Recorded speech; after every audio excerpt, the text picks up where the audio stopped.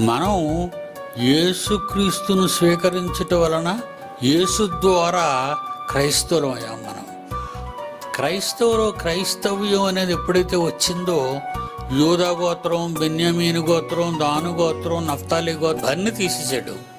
ప్రపంచంలో ఉన్న మనుషులందరికీ కూడా ఏ గోత్రం లేకుండా ఒకే ఒక గోత్రాన్ని మనకి ఇచ్చాడు. అదేంటంటే ఇశ్రాయేలీలు క్రైస్తవులు అవ్వాలి, యూదులు క్రైస్తవులు అవ్వాలి, ఇండియాలో ఉన్నవారు క్రైస్తవులు అవ్వాలి, అమెరికాలో ఉన్నవాళ్ళు క్రైస్తవులు అవ్వాలి. క్రైస్తవులు అది మనకు కొత్త పేరు. అంటే అందరినీ ఏకం చేశాడు. అన్ని రకరకాల కులాలు, మతాలు, ప్రాంతాలు ఎవరెవరైతే అలా వెళ్ళిపోయారో వాళ్ళందరినీ క్రీస్తు ద్వారా ఒక్కటిగా చేశాడు పరలోకపు తండ్రి.